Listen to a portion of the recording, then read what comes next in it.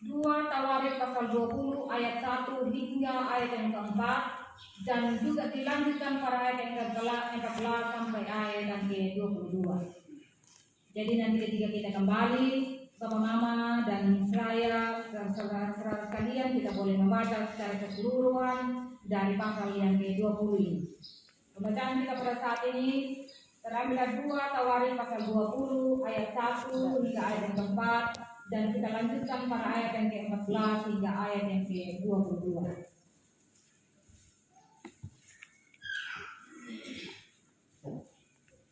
Demikian bunyi firman Tuhan untuk kita sekalian. Kemenangan atas Moab dan Amon, akhir pemerintahan Yosafat. Setelah itu Bani Moab dan Bani Amon datang berperang melawan Yosafat bersama-sama sepasukan orang Yunim. Datanglah orang memberitahukan Yosafat, suatu laskar yang besar datang dari seberang laut asing dari Edom menyerang tuanku. Sekarang mereka di Haseson Tamar, yakni Engedi. Yosafat menjadi takut, lalu mengambil keputusan untuk mencari Tuhan. Ia menyerukan kepada seluruh Yehuda supaya berpuasa, dan Yehuda berkumpul untuk meminta pertolongan daripada Tuhan. Mereka datang dari semua kota Yehuda untuk mencari Tuhan. Kita lanjutkan pada ayat yang ke-14 hingga ayat yang ke-22. Lalu Yehasiel bin Sakaria bin Benaya bin Matanya, seorang Lewi dari Bani Asaf, dihinggapi roh Tuhan di tengah-tengah jemaat dan berseru, "Camkanlah hai seluruh Yehuda dan penduduk Yerusalem dan tuanku Raja Yosafat.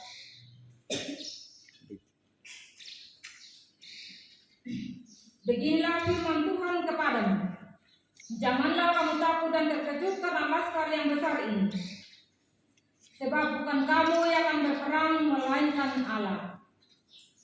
Besok haruslah kamu turun menyerang mereka.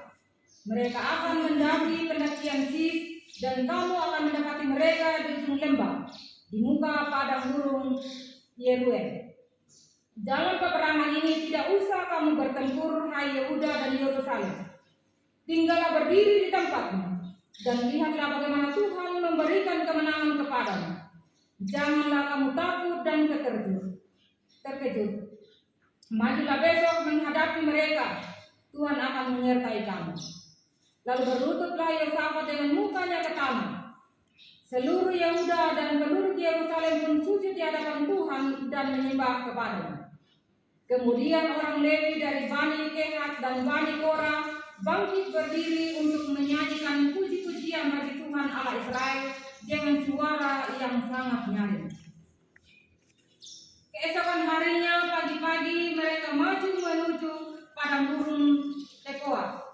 Ketika mereka hendak berangkat, berdirilah Yosafat dan berkata, "Dengar hai Yehuda dan penduduk Yerusalem, percayalah kepada Tuhan Allahmu dan kamu akan tetap teguh. Percayalah kepada nabi-nabinya dan kamu akan berhasil." Setelah ia berunding dengan rakyat, ia mengangkat orang-orang yang menyanyikan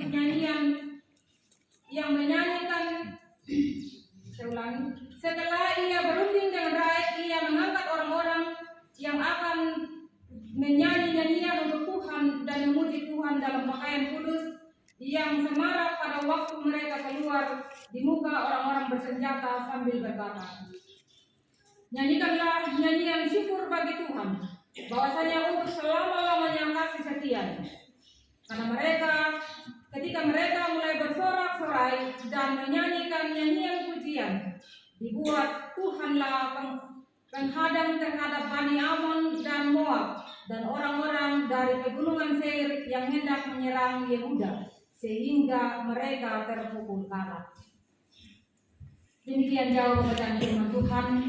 Berbahagia kita sekalian, karena masih ada waktu yang Tuhan berikan bagi kita untuk kita sama-sama belajar kebenaran firman Tuhan.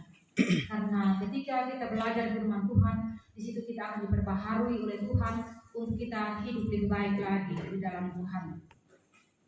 Pembacaan kita pada saat ini saya beri tema jangan takut dalam menjalani hidup yang penuh dengan tantangan. Jangan takut dalam menjalani hidup yang penuh dengan tantangan. Bapak, Mama, dan saudara-saudara yang dikasihi dalam Tuhan kita Yesus Kristus, setiap kita umat manusia yang menikmati nafas kehidupan yang Tuhan masih percayakan di dalam dunia ini, tidak ada satupun yang luput dari namanya pergumulan, persoalan, masalah dalam kehidupan.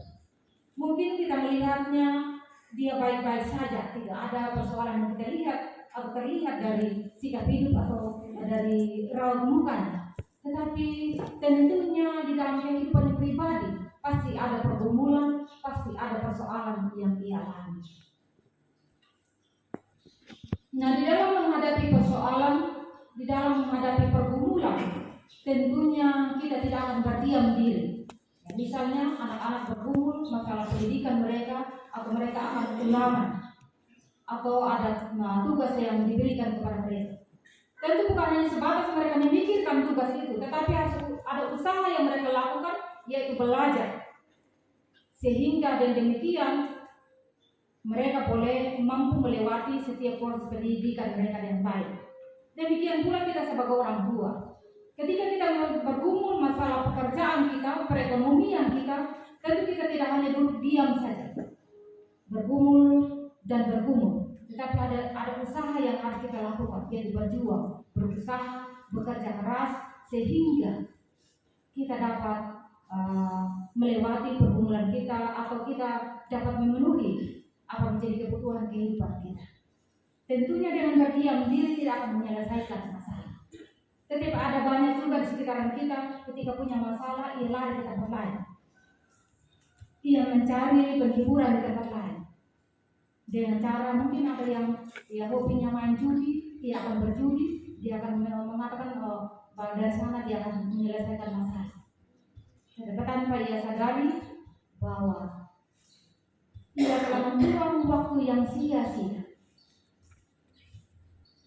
Itu adalah sebuah usaha yang salah. Atau ada juga yang berusaha mencari ketenangan dengan minum-minuman dan lain sebagainya. Tentunya ketika habis mabuk, masalah itu tidak akan selesai. Mungkin dari mabuk itu akan timbul masalah yang baru atau dan lain sebagainya. Jadi itu bukan salah satu penyelesaian masalah yang ada. Tetapi kalau kita punya pergumulan dan persoalan, kita menyelesaikannya dengan berusaha dan dengan memohon kekuatan daripada Tuhan. Dari pembacaan kita pada saat ini menceritakan tentang bagaimana kisah perjalanan kepemimpinan Raja Yosafat. Ketika ia menjadi seorang raja, ia adalah seorang pemimpin yang setia. Dia berusaha mencari perkenan Tuhan di dalam kehidupan. Nah, di dalam pembacaan kita pada saat ini bercerita tentang bagaimana ia bergumul tentang penyerangan yang terjadi di dalam kehidupan mereka pada masa itu. Dan dalam pembacaan kita di saat ini merupakan penyataan pertolongan dan penyataan Tuhan pada bangsa Israel dalam kepemimpinan Raja Yosafat. Jadi ketika Yosafat berada dalam ketakutan atau ada informasi yang menyampaikan kepada Yosafat bahwa akan ada laskar yang besar yang akan menyerang mereka, Yosafat tidak mencari kekuatan besar dari luar, tidak mencari tentara mungkin pasukan-pasukan yang lebih besar daripada di luar daerahnya untuk mencari pertolongan. Tetapi yang Yosafat lakukan adalah mengajak seluruh rakyatnya untuk berdoa memohon kekuatan dari Tuhan. Ini adalah salah satu teladan yang baik yang diberikan Yosafat. Ketika ia menghadapi persoalan dan pergumulan, dia berusaha mencari Tuhan. Dia tidak berusaha mencari kekuatan dari tempat lain yang menolong. Nah, dari hal inilah yang dilakukan oleh Yosafat, sehingga melalui doa dan ketika mereka berpuasa, di situ mereka menikmati pertolongan Tuhan. Pada ayat yang 14 dan 15 pembacaan kita pada saat ini, di situ Yosafat dan Israel dikatakan tidak boleh takut dan terkejut akan laskar yang besar atau pasukan yang besar yang datang menyerang mereka. Tetapi di situ ketika mereka atau Yosafat bersama dengan rakyat mengambil keputusan untuk menyerahkan semua kepada Tuhan, di situ mereka diberi penguatan oleh Tuhan.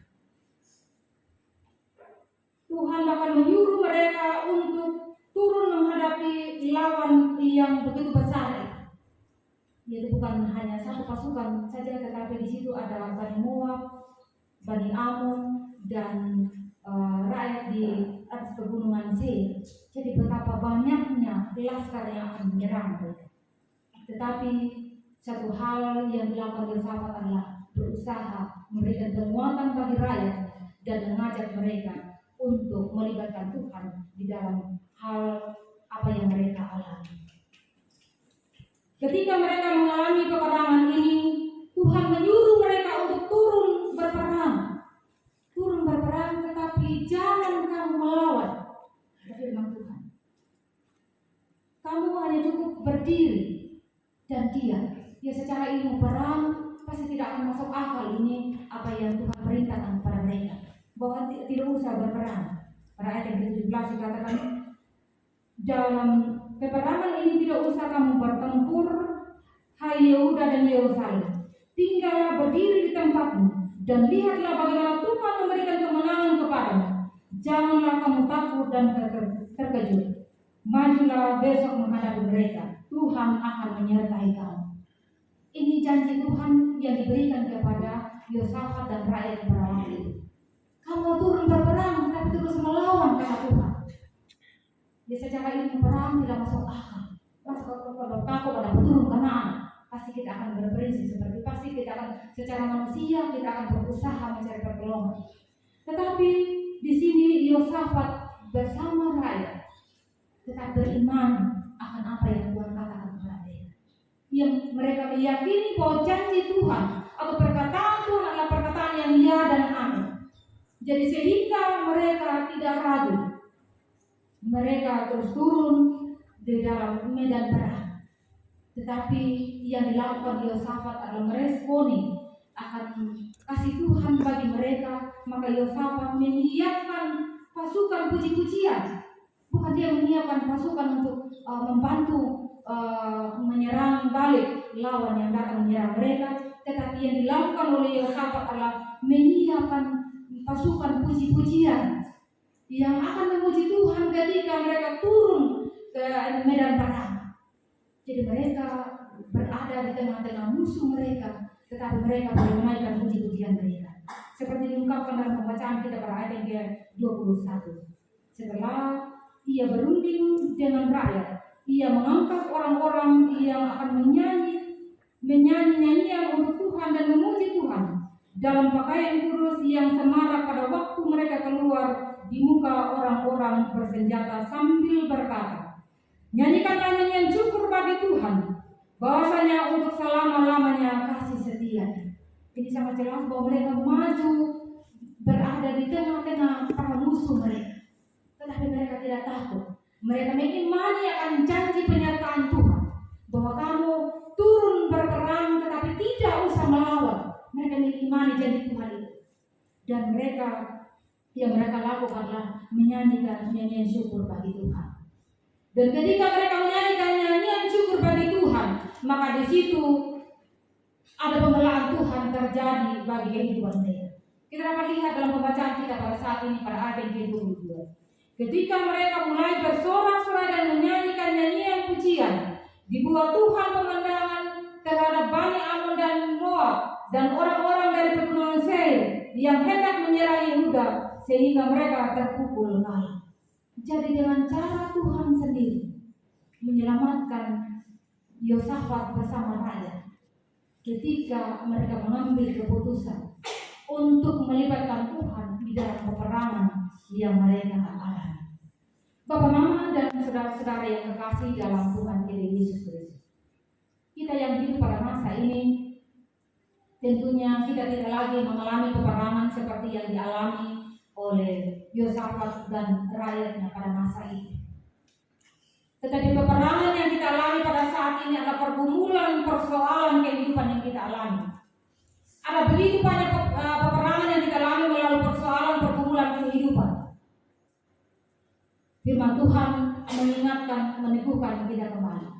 bahwa ketika kita mengalami persoalan dan pergumulan kehidupan kita, jangan kita mencari jalan pintas.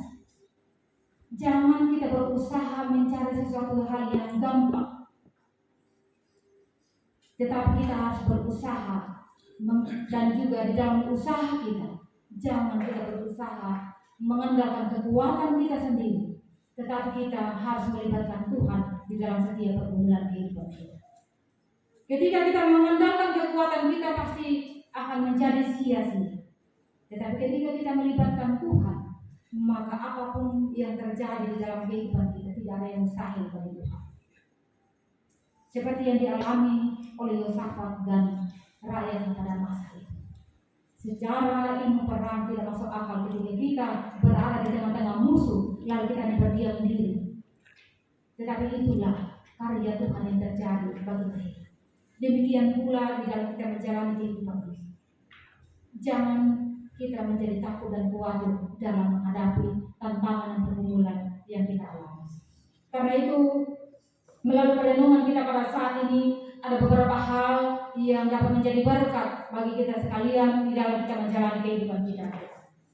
Yang pertama, ketika kita menjalani kehidupan ini, ketika kita berhadapan dengan pergumulan dan tantangan yang ada, mari yang pertama yang harus kita lakukan adalah ambil keputusan untuk mencari Tuhan. Seperti yang dilakukan oleh Yosafat pada pembacaan kita pada saat ini, pada ayat yang ketiga. Yosafat menjadi takut, lalu ia mengambil keputusan untuk mencari Tuhan. Ia menyerukan kepada seluruh Yehuda supaya berpuasa. Begitu pula di dalam kita menjalani kehidupan ini. Beban begitu berat dalam kehidupan kita.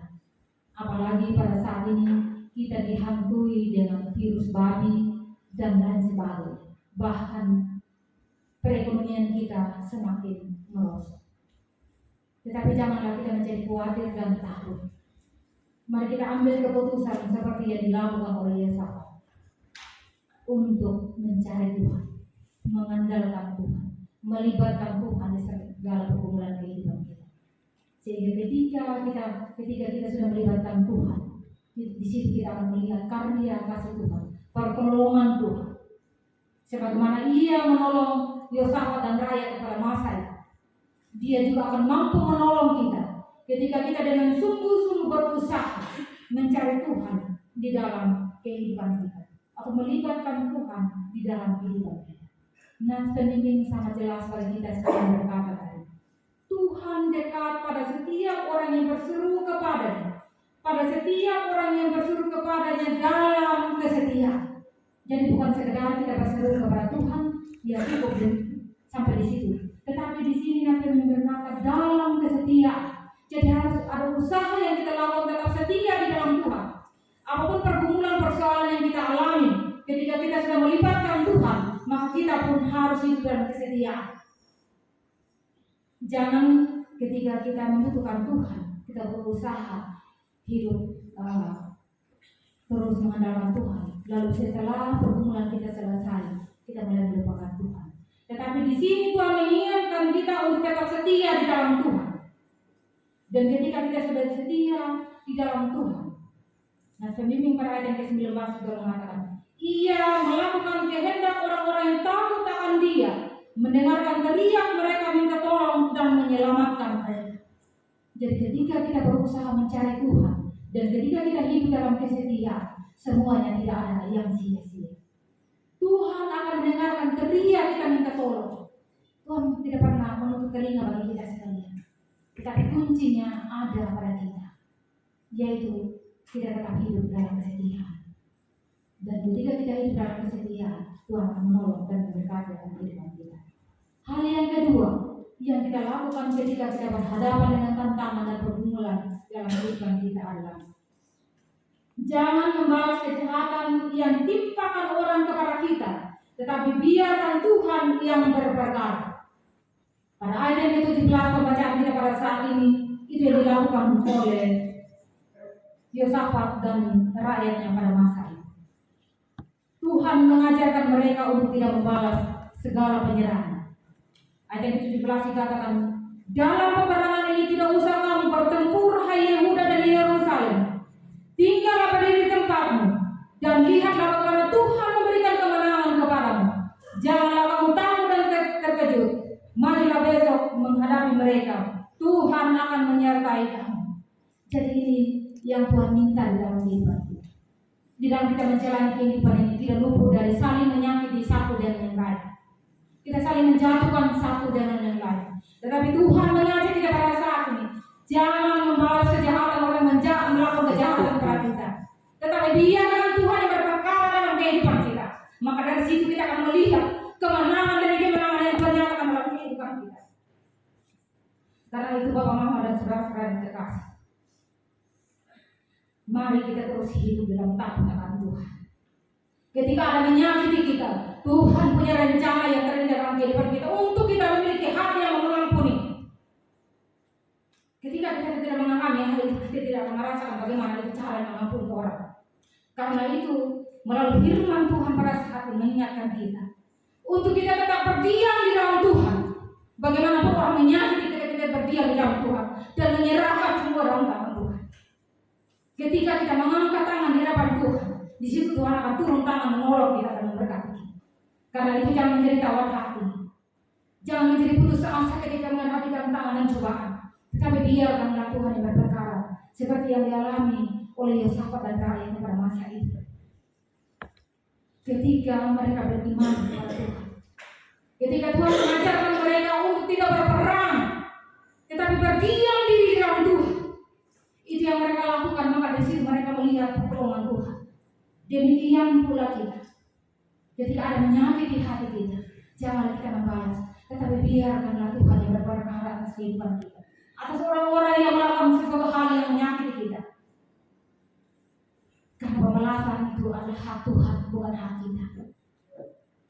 Ketika kita yang melakukan pembalasan itu, maka ukuran yang kita pakai itu akan menjadi ukuran yang dipakai Tuhan untuk menghakimi akan kehidupan kita.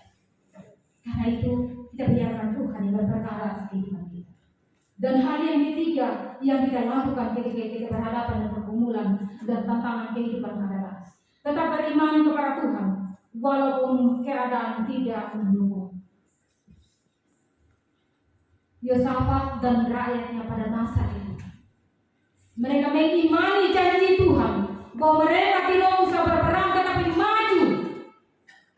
Tetap maju, jangan angkat tangan, tetapi maju di dalam medan pertempuran. Tetapi mereka maju di dalam perjuangan, tetapi mereka maju berperang bersama-sama dengan Tuhan. Senjata mereka adalah puji-pujian, penyembahan kepada Tuhan. Senjata mereka adalah iman mereka. Dan melalui senjata iman mereka itu yang menyelamatkan kehidupan mereka, menyelamatkan mereka dari peperangan yang ada. Demikian pula kita pada saat ini. Ketika kita berhadapan dengan pergumulan persoalan, jangan kita menyerah. Kita tetap maju di dalam Tuhan. Maju dan kita melibatkan Tuhan. Jangan kita maju dengan kekuatan kita, tetapi kita maju dengan kekuatan Tuhan.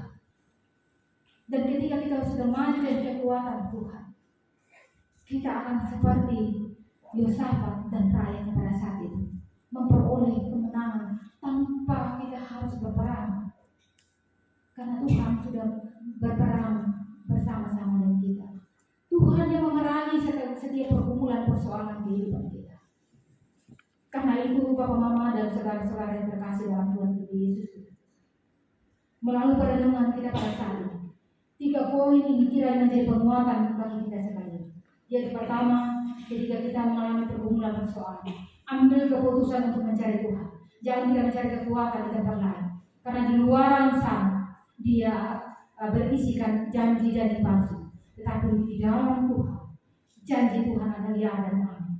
Dan hal yang kedua, jangan kita membalas setiap orang yang melakukan kejahatan kepada kita, tetapi biarkan Tuhan yang berperkara.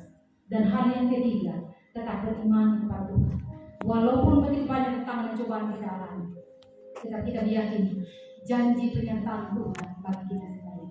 Dan ketika kita sudah mengalami janji Tuhan itu sesuai dengan ketiga poin ini, maka kita akan menjadi seorang pemenang, seperti yang dialami Yosafat dan Rahab pada masa itu. Mereka tidak berperang, tetapi Tuhan memberikan kemenangan buat kita. Karena itu di dalam kita menjalani peperangan di dunia ini, dalam kehidupan kita, yaitu melalui pergumulan persoalan kita, mari kita boleh melibatkan Tuhan, maka Tuhan akan menolong dan memberkati kita. Amin untuk firman.